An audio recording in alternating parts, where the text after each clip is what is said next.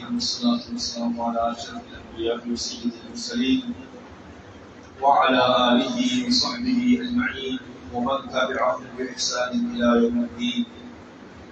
اللهم صل وسلم على عبدك ورسولك محمد صلى الله عليه وسلم.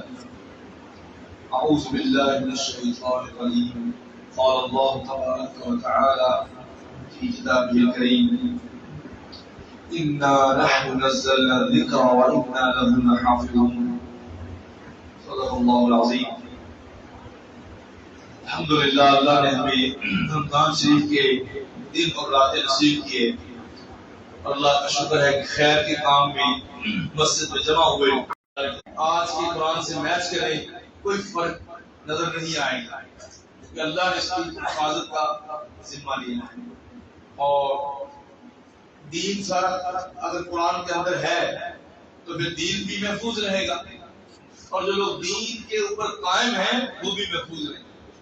اس لیے نبی کریم صلی اللہ علیہ وسلم کی حدیث سن لے, خوشخبری سنانی چاہیے. رمضان میں بھوک پیاس آپ نے برداشت کی ہے تو خوشخبریاں سنانی چاہیے. اور جو خطیب لوگ ہیں ان کے لیے ایک نکتہ ہے, جو دعوت کا کام کرتے ہیں عورتیں بہنیں اور بھائی, ان کے لیے ایک نکتہ ہے. اللہ والوں میں سے بڑے ائمہ سے کسی امام نے یہ نکتہ بیان کیا ہے کہ جو خوشخبری دینا ہے اور ڈرانا ہے اس کا فرق اتنا ہونا چاہیے. کتنی خوشخبریاں دیں ہم لوگوں کو دین ڈراتے ہوئے اور کتنا ڈرائیں, کیونکہ اللہ کے نبی کافروں کو ڈراتے تھے, ہر وقت مومنوں کو نہیں ڈراتے. اور خوشخبریاں لتبشر بہ المتقین وتنذر بہ قوما لدا. جگڑالو قوم کفار کو ڈراتے تھے, مومنوں کو ہر وقت دوزخ سے نہیں ڈراتے. مومنوں کو جب شب قدر کے بارے میں بتایا تو یہی کہا کہ یہ 1000 مہینے سے افضل ہے, اور اگر اس دن آپ کو اللہ نے معاف کر دیا جہنم حرام ہے. اور یہی کہا کہ اس کو ہم زندہ کریں گے. نبی علیہ السلام اس کو زندہ کرتے تھے. ایک رات اللہ کو اگر خوش کیا ساری زندگی سمجھ جائے گی. اس رات کی خبر دیتے ہوئے کچھ بھی نہیں ڈرایا سوائے ایک بات کے, وہ یہ کہا کہ اگر کوئی بندہ اس کو ضائع کر دے گا تو اس جیسا محروم کوئی نہیں. اتنی سی بات. باقی یہی کہا ہے کہ یہ بہترین رات اس میں فرشتے آتے ہیں, اور نبی علیہ السلام کی وفات کے بعد کبھی جبریل زمین پہ نہیں آتے, وہ شب قدر میں زمین پہ آتے ہیں. اتنی فضیلت. تو جو ڈراوا ہے وہ کتنا ہونا چاہیے. دعوت دین دینے والے بہنیں اور بھائی دعوت کا کام کریں تو سمجھے اس عظیم ترین کام میں ڈراوا ہے اور خوشخبری ہے. کتنا ہونا چاہیے. تو ائمہ نے یہ کہا ہے, بڑے بڑے محدثین میں سے کسی ایک نام یاد نہیں ہے, کہ خوشخبری اتنی مومنوں کو دو جتنا ایک جسم انسان کا, اور ڈراؤ اتنا جتنا پاؤں کا سائز ہے. یہ بہت اہم بات ہے. ہم میں سے جو بندہ بزرگ گھر میں دیندار ہوتا ہے ہر وقت ڈراتا رہتا ہے, ہر وقت ڈانٹتا رہتا ہے, ہر وقت اس کو غصہ آتا ہے, اس پہ مسکراہٹ نہیں ہوتی. جبکہ اللہ نے آپ کو رات رات نصیب اس لیے کی ہے کہ آپ کی بخشش کرنی. یہ ایسی طرح نہیں. کئی دوست جو نیک ہیں وہ بھی رمضان سے پہلے فوت ہو گئے, اور کئی بد بھی فوت ہو گئے. اگر اللہ چاہتا تو ہمارے نیک ساتھیوں کو ایک اور رمضان بھی دے سکتا تھا, لیکن وہ دنیا سے چلے گئے. اور آپ کو اللہ نے اگر یہ دیا ہے اور آپ کو شب قدر تلاش کرنے کی توفیق بھی دی ہے تو آپ کے ساتھ خیر کا ارادہ کیا ہے. اس کی دلیل یہ ہے مَن یُرِدِ اللَّهُ بِهِ خَیْرًا یُفَقِّهْهُ فِی الدِّین. جس کے ساتھ اللہ خیر کا ارادہ فرما لے اس کو دین کی سمجھ دے دیتا ہے. اور دین کی سمجھ قرآن میں ہے اور نبی کریم صلی اللہ علیہ وسلم کے فرمان میں. یہ تو تمہید اور مختصر باتیں. قرآن جو ہے اس کی حفاظت ہوئی تو صاحب قرآن کی بھی حفاظت ہے جس نے قرآن کو یاد کیا. اور اللہ نے گواہی دی ہے کہ علم والے وہ لوگ ہیں جو قرآن یاد کرتے ہیں. بل هو آیات بینات, سورہ الحدود, بل هو آیات بینات فی صدور الذین اوتوا العلم. لوگوں جان لو کہ یہ اللہ کی پیاری پیاری آیتیں ان لوگوں کے سینے میں محفوظ ہوتی ہیں جن کے سینے کو اللہ نے علم سے بھر دیا. اور فرمایا قل هل يستوي الذين يعلمون والذين لا يعلمون. اگر دھوپ اور چھاؤں برابر نہیں ہے, زندہ اور مردہ برابر نہیں ہے, تو یاد رکھو اللہ کا قرآن جس کے پاس ہے اور جس کے پاس نہیں ہے وہ بھی برابر نہیں ہو سکتا. لیکن ایک نصیحت کی ہے حافظ قرآن کو کہ وہ ایسا حافظ نہ ہو جو اپنے سیزن میں یاد کرے اور 11 مہینے اس کو چھوڑ دے. یہ نہیں، اس کے بارے میں خوشخبری نہیں ہے. اس کے بارے میں اللہ ہے اس کو ہدایت ہے. اور ایسا بھی نہیں کہ وہ اتنا قرآن پڑھے کہ دنیا کا کوئی کام اس کو یاد ہی نہ رہے. نہ والدین، نہ بیوی، نہ بچے، نہ گھر، نہ نماز صحیح یاد رہے، وہ قرآن ہی پڑھتا رہا. اس شبیلے میں 10 پارے پڑھ لے اور سمجھ ہی نہ آئے میں نے کیا پڑھا. قرآن پہ بات کریں گے انشاءاللہ کہ قرآن ہم سے کون سے 4-5 کام چاہتا ہے، اس کا پیغام کیا ہے. اس سے پہلے حافظ قرآن کے بارے میں وہ آپ نے سنا ہے کہ جنت میں وہ جنت اصل میں جنت میدان نہیں ہے، جنت وادیاں ہیں. کبھی یہ پہاڑ آ جاتا ہے، کبھی کوئی پہاڑ آ جاتا ہے، کبھی کوئی وادی آ جاتی ہے، کبھی نہریں آ جاتی ہیں، کبھی درخت آ جاتے ہیں. میدان نہیں ہے، میدان چھوڑے ہیں. اس لیے جنت کی وادیاں جب بندہ گزر رہا ہو تو تھکاوٹ نہیں ہوگی اس کو. جنت میں کوئی تھکاوٹ نہیں، جنت میں کوئی تھکاوٹ نہیں، جنت میں کوئی نیند نہیں ہے. کوئی کہے کہ میں جنت میں سو جاؤں، نیند نہیں ہے کیونکہ تھکاوٹ نہیں ہے. کیونکہ نیند موت کی بہن ہے. جنت میں تو کوئی موت نہیں. جنت میں مزے ہیں. جب انسان سو جائے گا تو وہ لذتوں کا وقت، وہ پیریڈ جو لذتوں کا ہے وہ رک جائے گا. جنت میں ایک لمحہ ایسا نہیں جس میں انسان کو خوشیاں اور دل کی لذتیں نصیب نہ ہوتی. اس لیے جنت میں نیند کوئی نہیں ہے. اسی لیے کئی لوگ کہتے ہیں دنیا میں پوری کر لیتے ہیں، جنت میں تو ہے نہیں. ادھر دبا میں سوتے ہیں. جنت میں نیند نہیں ہے. نیند موت کی بہن ہے اور موت تو جنت میں نہیں آئے گی. موت کو بھی موت آ جائے گی. تو قرآن پڑھے گا حافظ قرآن اور جنت کے پہاڑوں پہ چڑھتا جائے گا اور ان پہاڑوں پہ جو مٹی پڑی ہوئی ہوگی وہ زعفران اور کستوری کی مٹی ہوگی. ہم وہ باتیں نہیں کرتے جو بازار میں کسی بکتی ہوئی کتاب میں لکھی اور حوالہ نہ ہو. اس منبر سے اللہ کے نبی کی حدیث بیان کی جاتی ہے. حدیث بیان کی جاتی ہے اوتھینٹک، ثابت شدہ، جہاں تک ہمارا بس چلتا ہے. اور اگر ہمیں اس کا علم نہ ہو تو اللہ ہمیں اس کو معاف فرمائے. جان بوجھ کے ہم ضعیف روایتیں بھی پیش نہیں کرتے. یہ جائے کہ جھوٹی روایتیں ہم پیش کریں. جھوٹی باتوں سے بہتر ہے کہ ہم انسان تبلیغ کا کام ہی نہ کریں. اگر کرنا ہے آپ ذمہ داری لے رہے نبی کا وارث بننے کی تو نبی کا وارث وہی ہے جو درست بات ہے. اس لیے وہ اللہ سے کہے کہ قرآن پڑھو، اگر اس کو یاد ہوگا تو پڑھے گا. تو جو حافظ صرف رمضان میں یاد کرتے ہیں بعد میں اس کو کیسے یاد ہے؟ جو ہمیشہ منزل دہراتے ہیں وہ جنت میں پڑھ سکیں گے. وہاں یہ تو نہیں کہ اللہ مجھے مصحف دینا میں تھوڑی منزل دہرا لوں، میں تھوڑے متشابہات سیٹ کر لوں اور اس سامنے میرے ساتھ دے دو جو میرا لقمہ دے دے. ایسا نہیں. وہ موقع ہوگا اس میں کوئی عمل نہیں. اللہ کہے گا اقرا پڑھو. اب اقرا میں تو کئی وقت کیسے پڑھو؟ اللہ کہے گا دنیا میں جس طرح تم نے سیکھا تھا آج ویسے ہی پڑھو گے. اگر غلط سیکھا تھا تو وہ غلط جنتوں میں نہیں پڑھنے کی اجازت. صحیح پڑھو. تمام تم تک ورتل اور ٹھہر ٹھہر کے پڑھو. تمام تم تک ورتل ہوتی دنیا جیسے دنیا میں ٹھہر ٹھہر کے پڑھتے تھے. اگر دنیا میں اس نے بجلی کی سپیڈ لگائی ہے تو اس حافظ کو بھی جنت میں پڑھنے کی اجازت ہے. کیا کریں گے پھر ہم؟ اس سے بہتر یہ ہے کہ تھوڑا قرآن پڑھ لو لیکن آسان طریقے سے پڑھو. ورتل القرآن ترتیلا، ترتیل سے پڑھو یعنی ٹھہر ٹھہر کے. اور اعطاء کل حرف حقہ، ہر حرف اس کے مخرج سے ادا کرو اور قاری صاحب سے تجوید پڑھو، سیکھو اس کو. یہ اللہ کا حکم ہے، حتم لازم، یہ حتمی اور لازم ہے. قرآن ہم صحیح پڑھے. اقرأ القرآن بلسان العرب، عرب کے لہجے میں پڑھو. اجمیوں کی قرات اور سجائل میں قرآن نہ پڑھو لمبی لمبی آوازیں نکال کے اور مدیں خراب کر کے. کبھی بھی تم اللہ کے نبی کی سنت پہ نہیں آ سکتے. قرآن ویسے پڑھو جیسے نبی اسلام نے دیا. اس کے لیے سیکھنا پڑے گا. وہ آپ کو نہیں آئے گا کہ مد کیا ہوتی ہے، اس کے احکام کیا ہے، وہ آہستہ بتائیں گے. خیرکم من تعلم القرآن وعلمہ. اسی لیے فرمایا کہ معلم قرآن کا ذکر بعد میں ہے، جو طالب علم اس کا ذکر پہلے ہے. سب سے اچھا وہ جو قرآن سیکھے اور پھر سکھائے. کبھی یہ نہیں کہا سب سے اچھا وہ ہے جو قرآن پڑھے اور سکھائے. تعلیم پہلے سیکھے، قرآن سیکھے. اور بزرگوں کے بارے میں فرمایا والذی یقرأ القرآن ویتتعتع فیہ، جو بزرگ قرآن پڑھتا لیکن اب اس کے زبان پہ قرآن چڑھتا نہیں ہے، وہ رک رک کے اٹک کے پڑھتا ہے، اس کو 2 ثواب ہیں. ایک قرآن پڑھنے کا اور ایک وہ مشقت برداشت کرنے کا جو اس کی زبان پہ قرآن جاری نہیں ہوتا. بزرگوں کو چاہیے کہ قرآن نہیں یاد ہوتا اور نہیں تجوید آتی جیسے آتا ویسے پڑھتے جائیں. اور ایک بندہ تھا پچھلے دنوں کوئی ویڈیو اس نے کہا کیا کر رہے قرآن پڑھ رہے مجھے قرآن آتا ہے مجھے ایک حرف قرآن نہیں آتا تو کیا کرتے ہو کہتے ہیں میں قرآن ختم بھی کرتا ہوں ہر آیت پہ پڑھتے رہتا ہوں لا الہ الا اللہ محمد رسول اللہ ہر آیت پہ ہاتھ رکھ کے پڑھتے جاتا ہوں لا الہ الا اللہ محمد رسول اللہ کیونکہ میں نے سیکھا ہی نہیں اب اسلام میں آیا تو اتنی جلدی مجھے آتا نہیں تو میں کہتا ہوں ختم بھی تو کر رہے ہیں نا ہر آیت پہ انگلی رکھ کے پڑھتا ہوں لا الہ الا اللہ محمد رسول اللہ. اس کا اخلاص کتنا زیادہ ہوگا. اس نے کہا میں بھی قرآن ختم کروں. اللہ کے وہ عظیم لوگ ہیں جو ختم قرآن میں حاضر ہوتے ہیں. حدیث میں آتا ہے کہ جہاں قرآن پڑھا جاتا ہے وہاں فرشتے کہتے ہیں اللہ کہتے ہیں کہ ان کے لیے لکھ دو کہ میں نے ان کو بخشا ہے یہ نماز بھی پڑھتے ہیں قرآن بھی پڑھتے ہیں اور مسجد میں بھی جمع ہوتے ہیں. تو فرشتے کہتے ہیں ساروں کا نام لکھا ہوا ہے.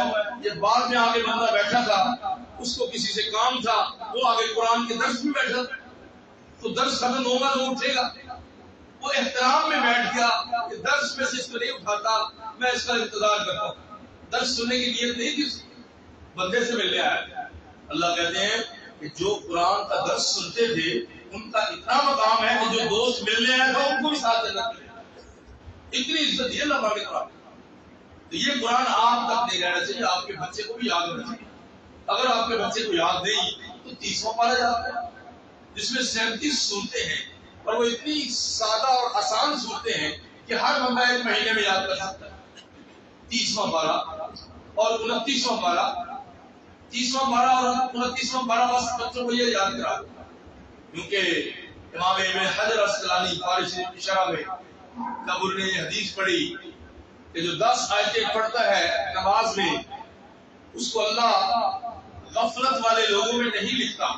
کہتا ہے یہ میرا اچھا بندہ ہے اس نے آج 2 رکعت میں 10 آیتیں پڑھی. 10 آیتیں کیا ہوتی ہیں قل اعوذ برب الفلق اور قل اعوذ برب الناس 11 آیتیں ہیں. اس سے اچھا تعویذ کوئی نہیں اس سے اچھا دم کوئی نہیں اس سے اچھا جادو کا توڑ کوئی نہیں. انتہائی یقین کے ساتھ پڑھو کہ لوگ جتنا بھی حسد کریں میں نے وہ تعویذ اب دل میں پہن لیا ہے تو لوگ کاغذوں پہ لکھتے ہیں میں نے اپنی زبان پہ وہ تعویذ لکھ لی ہے قل اعوذ برب الفلق قل اعوذ برب الناس. اب جو مرضی سڑتا رہے اس کے حسد کا اثر مجھ پہ نہیں ہو سکتا. یقین صحابہ جیسا ہمیں یقین نہیں ہوتا تو سارا قرآن پڑھ دیں اثر ہی نہیں ہوتا. اس لیے قل اعوذ برب الفلق اور قل اعوذ برب الناس جو بندہ یہ پڑھ لے وہ اگر سو بھی جائے تو اللہ تعالیٰ کہتے ہیں اس کو ان بندوں میں نہیں لکھنا جو غفلتوں میں پڑے ہیں. اس نے تو 10 آیتیں پڑھی کوئی مشکل تھا. اتنی فضیلت ہے قل اعوذ برب الفلق اور قل اعوذ برب الناس. یہ دونوں صورتوں میں اللہ کی تعریف اور دونوں صورتوں میں انسانوں اور جنات کے برے لوگوں سے پناہ مانگنے کے لیے اللہ کی طرف چلا گیا ہوگا. اب شر اور خدا کے درمیان میں کوئی واسطہ نہیں. یعنی جو ہی اس کو پتہ چلا کہ یہ جادوگر ہے نفاذات فی العقد ایسی عورت ہے جو گرا لگا کے پنکھے مار مار کے جادو کرتی ہے اس کو شک پڑا کہ یہ جادوگر ہے اور اس کو شک پڑا کہ یہ حاسد ہے. اور آج کل تو سب بہت زیادہ اللہ تعالیٰ ہمارے قریبی رشتے داروں میں حسد کی بیماری پڑ چکی ہے. اب بتا جائے تو کرے اتنا ضروری ہے صبح شام یہ ورد کرنا قل اعوذ برب الفلق قل اعوذ برب الناس. اب اس کو پتہ چلا کہ یہ حاسد بھی ہے اور چھپا ہوا دشمن بھی ہے اور رات کے وقت یہ پلاننگ کرتا میرے خلاف. اس بندے کو اللہ نے اتنی عقل دی ہے کہ وہ کچھ بھی نہیں سوچتا کسی کے پاس نہیں جاتا نہ دم کرواتا ہے جو کہ جائز ہے اور نہ وہ جادو کراتا ہے جو کہ کفر ہے اور نہ وہ تعویذ پہنتا ہے جو کہ منع ہے. کچھ بھی نہیں کرتا سیدھا مسجد میں آ جاتا ہے مصلی بچھا لیتا ہے. گھر میں عورت ہے تو مصلی بچھا لیتی ہے اور کہتی ہے یہ جادوگر ہے تو ہوگا یہ حاسد ہے تو ہوگا. میرے پاس میرا اللہ موجود ہے میں اپنی پہلی رکعت میں پڑھوں گی قل اعوذ برب الفلق اور دوسری رکعت میں پڑھوں گی قل اعوذ برب الناس. کائنات الٹی بھی ہو جائے میرے رب کی رحمت کا مقابلہ نہیں کر. اللہ اس لیے اس کو بچا لیتا ہے کہ وہ کہتا اللہ کہتا ہے کہ یہ میرا بندہ اور یہ میری بندی جب ان کو شک پڑا کہ یہ جادوگر ہے اور حاسد ہے، یہ سیدھا بھاگ کے میرے پاس آ گئے، جو میری پناہ میں آ جائے کوئی جادوگر اس کو توڑ نہیں سکتا۔ یہ ہے یقین۔ اور تم کو میں نے بڑا دم کیے، بڑا قرآن پڑھا، بڑا میں نے صدقہ کیا، بڑا بڑا نہیں کہنا چاہیے۔ یقول اہلکم مال لبدا، قرآن کہتا ہے انسان اتنا عجیب ہے، کہتا ہے میں نے ڈیروں ڈیر مال لٹا دیا، میرا کوئی فائدہ نہیں۔ اس لیے فائدہ نہیں ہوا کہ تم نے مال تو لٹا دیا ہے، تمہارا یقین بالکل تمہارے پاس ہے۔ اور جب حضرت عبد الرحمن جو غریب صحابی تھے، وہ 2 کلو کھجوریں نے سارے رات دن یہودی کے کنویں پہ ایک ایک ڈول نکالتے، ڈول کے بدلے میں ایک کھجور دیتا تھا۔ بدبخت یہودی، ہمیشہ استحصال کرنے والے یہود، مسلمانوں کی معیشت پہ قبضہ کرنے والے، ان کو پتہ چلا کہ ان کے نبی نے کہا جو غزوہ تبوک پہ مال ڈالے گا جنتوں کا وارث بن جائے گا۔ اب یہ آئیں گے مزدوری کرنے، اب ان کی مزدوری کا بالکسر نکالوں گا۔ تو اس نے کہا مزدوری کرنی، کھجوریں ملیں گی، صرف عام چیز جو کھجوریں جس کی ویلیو نہیں مدینہ میں، کھجوریں عام چیز روٹی کی طرح۔ اس نے کہا ایک پانی کا بوکا نکالو، ایک کھجور دو۔ اس کو پتا تھا کہ محمد صلی اللہ علیہ وسلم کے ساتھی پیچھے نہیں رہ سکتے، خیر سے پیچھے نہیں رہ سکتے، جہاد میں جائیں گے اور وہ بھی سخت گرمی میں، اور اتنا غریب صحابی کھجوریں بھی پاس، اور کھجوریں وہاں ہر بندے کے پاس، مدینہ میں سب کی کھجوریں ہوتی تھی۔ اور کیا ہوا؟ ایک نکالا، 2، 150، 200 نکالے، 1.5 کلو کھجوریں جمع، اور بازو شد ہو گئے، ختم ہو گئے، بیمار ہو گئے، بخار کی حالت میں 1.5 کلو کھجوریں اللہ کے نبی کو پیش کی، جہاں عثمان نے سونے چاندی کے ڈھیر لگا رکھے۔ تو عبداللہ ابن ابی بکر، منافق وہ ہوتا ہے جو کوئی موقع جانے نہیں دیتا مگر مسلمان کو تانا دیتا۔ اپنے گھروں میں دیکھ لو، اپنی فیملی میں دیکھ لو، اپنے اداروں مسجدوں میں دیکھ لو، پکا منافق کو نشانی ہے، پکی نشانی اس کی منافقت پر کوڑے کی اور اس کے دل کے کوڑ کی کہ جو عین موقع پہ تانا دینے سے باز دیا۔ اور ایسے لوگوں کا جواب ہوتا ہے 2 رکعت، اللہ ان کو تباہ کر سکتا ہے، کنٹرول کر سکتا ہے، ہم کسی کے تانے کنٹرول نہیں کر سکتے۔ نعلم انه يزيد صدرك بما يقولون، اللہ نے اپنے نبی کو کہا جب رو رہے تھے نبی کو، یہ مجھے شاعر کہتے ہیں، مجھے مجنون کہتے ہیں، مجھے دیوانہ کہتے ہیں، مجھے گالیاں دیتے ہیں، میں ان کا کیا بگاڑتا ہوں؟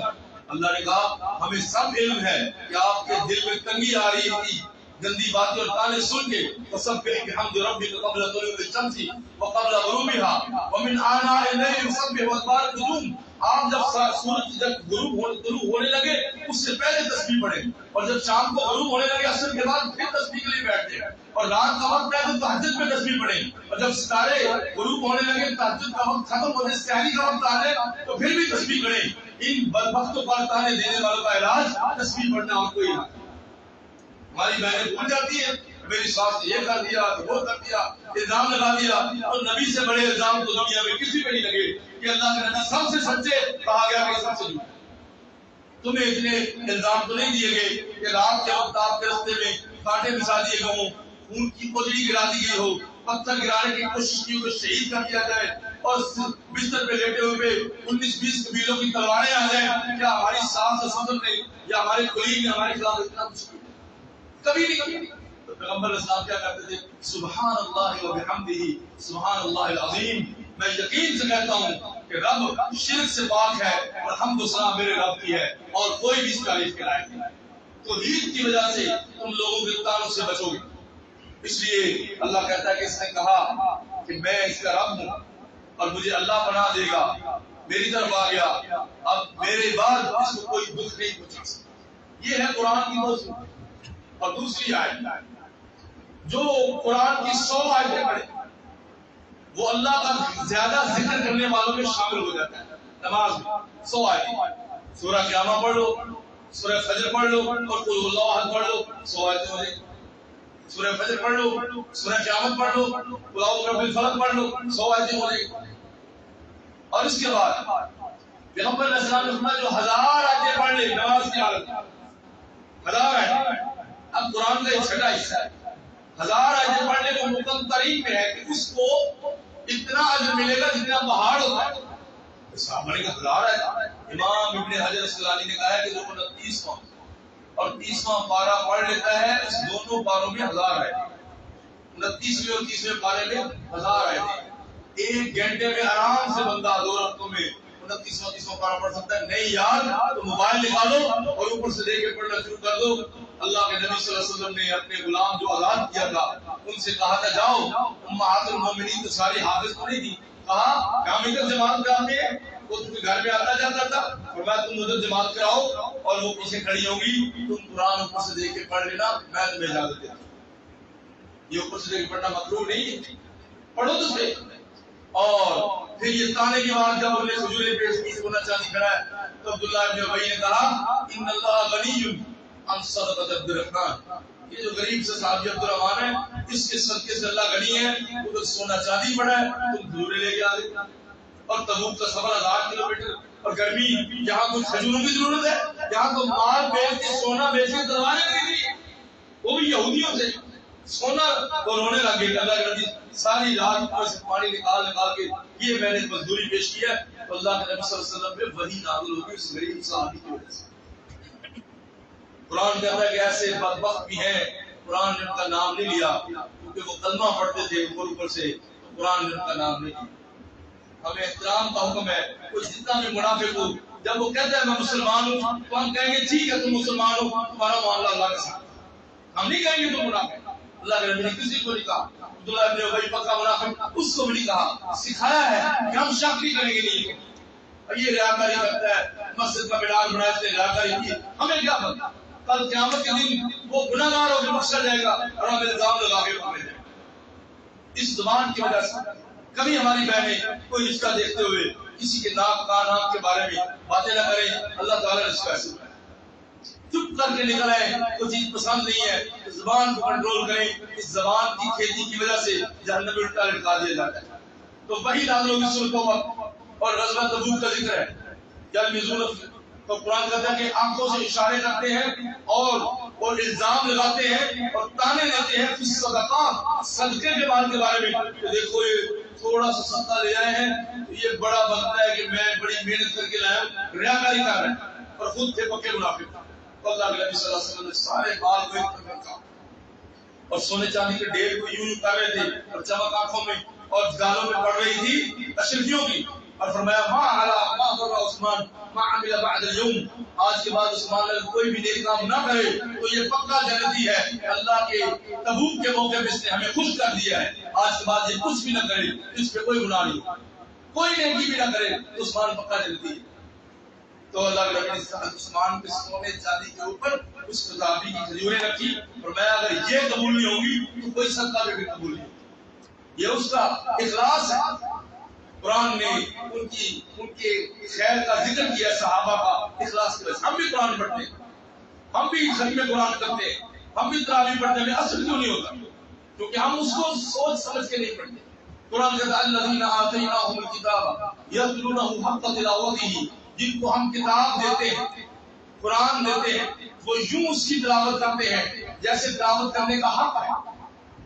تو کیا حق ہے اللہ کے رسول؟ آپ نے فرمایا جنت کی آیت آئے تو نماز پڑھتے پڑھتے رک جاتے ہیں، قرآن پڑھ رہے ہیں، تراویح پڑھ رہے ہیں، نفل پڑھ رہے ہیں، کہتے ہیں ان للمتقین مفازا حدائق واعنابا وکواعب اترابا وکأسا دہاقا، جنت کا ذکر ہے، تو وہ فٹافٹ ختم نہیں کرتے سورت، وہ کہتے ہیں اللہم اجعلنا منہم، اے اللہ ہمیں ان میں شامل کر دے، اللہم ارزقنا ہؤلاء، یا اللہ یہ جو حوروں کا ذکر ہے جوانوں پہ آپ کے لیے، یہ جو حوروں کا ذکر کر رہے ہیں مجھے بھی دے دے، تو تمہارے لیے بنائی اللہ نے کیا کرنی، اور دنیا میں تھوڑا سا تمہیں برداشت کرنا پڑے گا اس دنیا کی بندی کو، تو پھر انشاءاللہ حور بھی مل جائے گی۔ اور یہ بھی نقطہ یاد رکھ لیں، ریسرچ ہوئی ہے کہ جو جنت میں جو بھی عورت ہوگی، چاہے دنیا کی عورت ہو یا وہ جس کو اللہ نے وہاں پیدا کیا، ان سب کا نام اللہ نے حور رکھا ہے، جنت والی کا نام بھی حور ہے۔ یہ دیکھ کر کے استادوں نے بتایا کہ جنت میں جتنی عورتیں ہوں گی وہ سب حور ہو جائیں گی،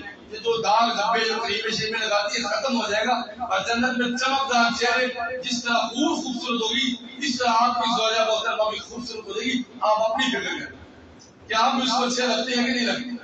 اس لیے جب جنت کی آیتیں پڑھی تو کہیں اللہم انا نسألک الجنہ، یہ دعا یاد ہے۔ اور اگر دوزخ آ گئی کہ ان کو گرم پانی پھینکے جائیں گے اور کوہر کا درخت کھاؤ اس کو، طعاما ذا غصۃ وعذابا الیما، اور بہت ہی برے حالات، جنت کی گندی پیٹ، توبہ توبہ، ہم تو یا اللہ ہم اس لیے نہیں پیدا ہوئے، اگر ہم اس لیے ہوتے تو ہمیں نماز کی توفیق کیوں دیتا، روزوں کی کیوں دیتا، توحید کی کیوں دیتا؟ ہمیں الحمدللہ آپ اس لیے پیدا ہوئے بس اس کے دھوئیں کو بھی ہم سے دور کر دے، اس لیے یہ پڑھیں اللہم انی اعوذ بک من النار، اللہم انی اعوذ بک من النار۔ قرآن کہتا ہے کہ اللہ نے جنت کو زبان دی، نبی پاک نے فرمایا اللہ نے جنت کو زبان دی اور جہنم کو زبان دی، اور جنت کہتی ہے تمہیں پتہ ہے میرے اندر کون آئیں گے؟ دنیا میں جن کو لوگ دھکے مارتے تھے سب سے زیادہ میرے اندر وہ آئیں گے، اور دنیا میں جن کو کوئی رشتہ نہیں دیتا تھا، اور دنیا میں جن کی کوئی سفارش نہیں مانتا تھا، اور دنیا میں جن کو لوگ بہت کمزور سمجھتے تھے، سب سے زیادہ جنت کہتی میرے اندر وہ ہے، اور جہنم کہتی میری بھی سن لو جتنے متکبر، سنگ دل، سخت دل، دلوں کو توڑنے والے، ظلم کرنے والے، وہ سب میرے اندر بھرے ہوں گے، فکر نہ۔ اور پھر جنت کہتی ہے کہ جو کہے گا اللہم انی اسألک الجنہ 7 دفعہ، اللہم انی اسألک الجنہ 7 مرتبہ مانگ لے تو اللہ کو حیا آتی ہے نہ کرتے ہوئے اللہ تعالیٰ اس کو جنت کا وارث بنا دیتا ہے۔ اور جہنم کہتی ہے کہ جو 7 مرتبہ یہ مانگ لے وَأَسْتَجِيرُكَ مِنَ النَّارِ، اللہم انی اسألک الجنہ، اللہم انی اسألک الجنہ، اللہم انی اسألک الجنہ واستجیرک من النار، استجیرک من النار، اے اللہ میں تم سے جنت کا سوال کرتا ہوں، جہنم سے پناہ مانگتا ہوں۔ تو 7 مرتبہ کوئی پڑھ لے تو اس دن میں اللہ تعالیٰ اس کو جہنم سے آزاد کر دے، کیونکہ آپ نے نماز پڑھی ہے، آپ نے روزے رکھے، آپ نے قرآن پڑھا ہے، حقوق العباد دیے، اس لیے بہت آسان ہے جنت میں جانا۔ اور عورتوں کے بارے میں تمہیں فرمایا کہ مردوں سے بھی آسان ہے عورتوں کا جنت میں جانا۔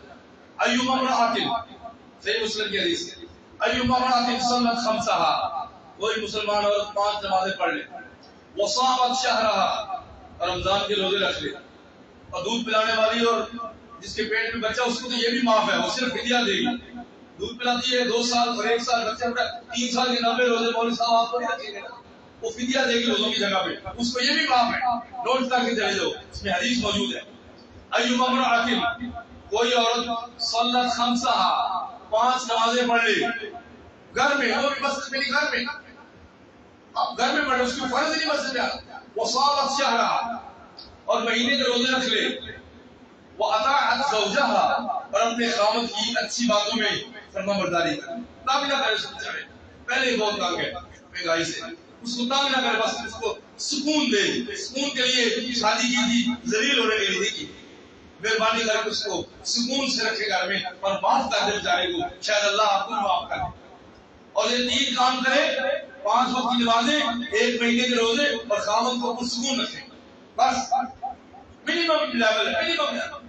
تو کیا ملے گا کہ مولانا صاحب کو تو ایک دروازے سے آواز آئے گی، آپ زیادہ نمازیں پڑھتے تھے، آجے بابو صاحب، آپ نے جہاد کیا، آجے بابو جہاد سے، آپ نے بہت صدقے کیے، آئے بابو صدقہ سے، آپ بہت حج عمرے کرتے تھے، بابو الحج سے آجے، آپ والد کی بڑی خدمت کرتے تھے، اپنے والد کے نام کا جو گیٹ ہے جنت میں، والد کے نام کا گیٹ ہے، وہاں سے آجے، ایک گیٹ، مردوں کو ایک گیٹ کھلے گا، اور جو نیک عورت ہے اس کو کہا جائے 800 دروازے کھلے ہیں، تو جس دروازے سے جاؤ گے جنت کے 800 دروازے کھلے ہوں گے، ہزاروں میل لمبی جنت، اور کہا جائے اللہ کی بندی تم نے 5 نمازیں پڑھی تھی، روزے رکھے تھے، خاوند تم پہ راضی تھا، جائز کاموں میں تم اس کی فرما برداری کرتی تھی، ناجائز میں ضرورت بھی نہیں، غلط آرڈر دے تو نہیں کر دیا، خدا تو نہیں ہے، انسان ہے، اور جائز کاموں میں فرما برداری کی ہے، بس، اور گھر میں رہیے، اپنی عزت سنبھالیے، جنت کے 800 دروازے کھلے ہیں، آپ کس دروازے کا پروٹوکول لینا پسند کریں گی؟ ہر دروازے کی خوشبو الگ ہے، پھول کی پتیاں الگ ہیں، قالین بچھے الگ رنگ کے ہیں، جو رنگ تمہیں پسند ہے وہ قالین بچھایا جائے گا، جو پھول پسند ہے ان کی خوشبو دی جائے گی، اور جو القاب پسند ہے ان القاب سے ان کو بلا کے جنت میں داخل کیا۔ یہ ہماری بہنوں کی فضیلت ہے، اور آپ کی بیوی ہیں، آپ کی بہنیں ہیں، آپ نے ان کو سپورٹ کرنا ہے، قرآن پڑھنے بھیجے، نماز پڑھنے بھیجے، چھوڑ کے آئے، لے کے آئے، عزت کے محافظ آپ ہیں، خرچ نے آپ نے کرنا، کپڑے آپ نے لے کے دینے۔ اللہ کے نبی صلی اللہ علیہ وسلم نے آخری خطبے میں فرمایا جو خود کھاتے ہو بیوی کو بھی وہی کھلاؤ، جس لیول کا لباس خود پہنتے ہو بیوی کو بھی ویسے لباس پہناؤ، وہ برابر کے ہوتے ہیں، میاں بیوی ایک جیسے ہوتے ہیں، ظلم نہ کرو آپس میں، کہ دوستوں کو مہنگی مہنگی دعوتیں کھلاؤ اور بیوی کے لیے کچھ بھی نہ۔ اللہ کے نبی صلی اللہ علیہ وسلم نے تمہارے روزوں اور نمازوں کو سٹینڈرڈ نجات کا اور خیریت کا نہیں بنایا. اور میں خیرکم خیرکم لأہلہ وانا خیرکم لأہلی، تم میں سے سب سے اچھے وہ ہیں جو اپنی بیویوں کے ساتھ اچھے ہیں، اور میں تم سب سے بڑھ کر اپنی بیویوں کا خیال رکھتا ہوں. اور حضرت عائشہ کی گود میں نبی پاک بہت ہوئے. تم کہتے میں نے ماں کی گود میں بہت ہوئے، اپنی بیوی کی گود میں بہت ہوئے. حضرت عائشہ کی گود میں بہت ہوئے تھے. اور ایک دلیل ہے کہ اللہ کے نبی اپنے گھر والوں کا کتنا خیال کرتے تھے. سب سے زیادہ وقت جو گزارا ہے وہ اپنی زوجات کے ساتھ گزارا ہے. کہاں ہے؟ اپنی زوجات کے گھر میں یا مسجد میں. حضور کہیں بھی نہیں گئے یا جہاد کا سفر کیا ہے، ایسے ادھر پھرنے کے لیے کوئی سفر نہیں. تو قصہ مختصر، اگر آپ کو اللہ نے شب قدر دے دی تو الحمدللہ تلاش کرو اور اس میں قرآن پڑھو، اور جب تھک جاؤ تو نفل پڑھو، اور پھر تھک جاؤ تو پھر بیٹھ کے ذکر کرو، اور وہ تھک جاؤ تو یہ دعا نہ بھولنا. اللہ کی قسم ہے شب قدر میں میں درس دینا بھی پسند نہیں کرتا. آپ لوگوں کو محبت نے کھینچ لیا. یہ درس کی جگہ پہ بھی ہمیں عبادت کا کوئی کام کرنا چاہیے تھا. یہ بھی عبادت کا دین سکھانا، لیکن میں اس لیے آ گیا کہ شاید ایک بات پہنچ جائے اور آپ عمل کریں، اور مجھ گناہگار نالائق کو بھی اللہ معاف کر دے. اللہ تعالیٰ آپ اور مجھے سب کو معاف فرما دے، اور ہمارے والدین کو بھی معاف فرما دے، اور جو زندہ کو زندگی اور صحت عطا فرما. تو آج رات آپ کو دعائیں ضرور کرنی ہے کہ جس نے درس دیا اللہ اس کو بھی بخش دے، جس نے قرآن سکھایا اللہ اس کو بھی بخش دے، جس نے ہمیں کوئی نیکی کی راہ پہ لگایا ہمارا استاد فوت ہو گیا اللہ اس کو بھی بخش دے. اے اللہ جو نہیں سمجھتے ہمارے مخالف ہیں ان کو بھی ہدایت نصیب کر دے، اور آج کی رات ہمارے دل کو سب کے لیے صاف کر دے. اور اللہ میں بخیل ہوں، یہ لفظ بول رہا تم کہتے تھے یا اللہ میں بخیل ہوں مجھے غنی کر دے. کیا عمر کو بخیل تھے؟ تو اللہ انی بخیل فجوّدنی، اے اللہ میں بخیل ہوں مجھے تو غنی کر دے. اے اللہ میں بزدل ہوں مجھے بہادر کر دے. عمر کہہ رہا ہے کیا عمر بزدل تھے؟ عمر سے تو شیطان بھی ڈر جاتا، رستہ چھوڑ دیتا. جن کی کشتی ہوگی حضرت عمر سے، عمر نے اس کو ذلیل کر کے رکھ دیا اور کہنے لگے ہم اتنا ڈرتے تھے جنوں سے، تم اتنے کمزور ہوتے ہو. اس نے کہا نہیں کمزور تو نہیں ہوتے، میری ڈیوٹی ایک مسلمان کے ساتھ لگی ہوئی ہے، وہ کھانا کھاتے ہوئے بسم اللہ بہت پڑتا ہے، تو میرے کھانے کو کچھ ملتا ہی نہیں ہے، ورنہ تو میں مولویوں کی طرح بڑا طاقتور ہوتا. تو عمر نے کہا جا چلے جاؤ یہاں سے، نہیں میں تمہیں مار ہی نہ ہوں. بالکل تمہارے اندر کوئی ہمت ہی نہیں ہے. عمر اتنے بہادر تھے اور اللہ کے سامنے کھڑے ہو کہہ رہے اللہ میں بزدل ہوں مجھے بہادر کر دے، اور میں بخیل ہوں مجھے غنی کر دے. اندازہ کریں عمر یہ کہہ رہے ہیں. یہ تقویٰ ہوتا ہے کہ اپنی تعریفیں نہیں کرنی، اور اس رات میں آپ دعائیں کریں کہ اللہ پلاننگ دے کے جا رہا ہوں، اللہ جو بھی ہو جائے مجھے اور میری اولاد کے ہر بچے کو ایک مسجد بنانے کی توفیق دے. اور میری آپ کے شب قدر میں دعا ہے کہ اس کی شب قدر ہوئی تھی نبی کے زمانے میں 25 بھی ایک دفعہ ہوئی تھی، 25 تو بہت دفعہ ہوئی، 27 زیادہ ہوتی ہے اور 29 بھی ہوتی ہے.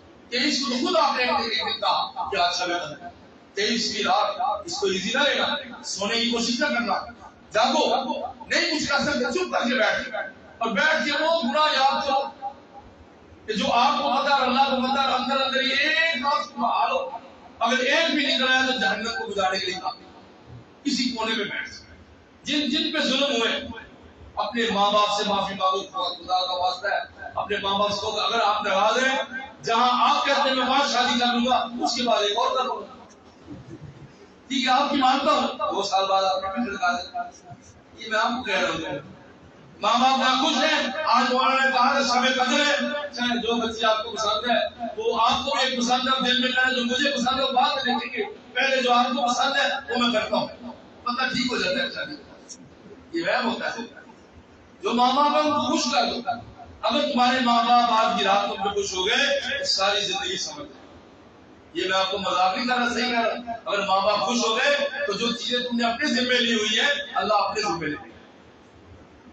اور آج کی رات ایک دعا ضرور کرنی ہے کہ اللہ اتنی چھوٹی سی مسجد جگہ ہی نہیں مل رہی، اللہ ہمیں توفیق دے اگلے سال کے رمضان سے پہلے اس مسجد کو میں 10 گنا کھلا کراؤں. اور اگر کچھ نہیں کر سکتے تو ایک اینٹ کا حصہ تو اپنی مسجد میں ضرور ڈالو، کیونکہ صحابہ سے نبی پاک نے فرمایا مسجد بناؤ جنت میں گھر. صحابہ تو غریب تھے بہت زیادہ، کچھ امیر تھے 100 امیر تھے اور 10,000 غریب تھے. تو نے کہا ہم پریشان ہوئے ان بیچاروں کا بن گیا. آپ نے فرمایا میرے صحابہ بات رحمت للعالمین کی عظیم باتیں. آپ نے فرمایا اگر کبوتر کے انڈے جتنی جگہ بھی مسجد کے اندر حصہ ڈال دو گے تو تمہارا بھی جنت میں گھر بن کبوتر کا. اس لیے اپنا مشن رکھو کہ اگلے سال سے پہلے ہم نے مسجد کی بنیاد رکھنی ہے اور نہیں اس مسجد کو وسیع کرنا ہے. اور یہ دعا کرو اللہ ہمیں نہیں پتا اعتماد کہاں سے آئے گا؟ اے اللہ ایک دعا تو یہ ہے کہ ہم مر بھی جائیں ہمارے بچوں کو کسی کے سامنے سوال ہی نہ بنے۔ اللہ یہ بڑی اہم دعا ہے۔ یا اللہ بچے سمجھتے میں ان کو روٹی دے رہا ہوں، اللہ ان کملوں کو کیا پتا تو ہمیں دے رہا ہے اور ان کو بھی تو ہی روٹی دے۔ میں تو ایک نوکری کرتا ہوں، بزنس کرتا ہوں، ان کو کیا پتا یہ بزنس بھی تیرا ہے، یہ نوکری بھی تیری ہے، یہ جان بھی تیری ہے، میں مر جاؤں اللہ تو غنی ہے، میرے بچے بچیوں کو کسی کے سامنے سوال ہی نہ کرے۔ بڑی اہم دعا ہے نبی پاک کی دعا ہے۔ دوسرا یہ کہ اللہ میری خاص دعا شب قدر میں ایک تو مجھے جنت کا وارث بنا دے اور جہنم کے قریب بھی نہ لے کے جانا، نبی کی زیارت مجھے خوابوں میں نصیب کر دے، قیامت تو ہو ہی جائے گی، اور ان کے ہاتھوں حوض کوثر کا پانی دے دے، اور میرے ماں باپ کو مجھ پہ خوش کر دے، اور میرے بچوں کو مجھے توفیق ہر بچے کو کہ زندگی میں ایک مسجد تیرے توحید کے نام کی ضرور بنائیں۔ وآخر دعوانا الحمد للہ۔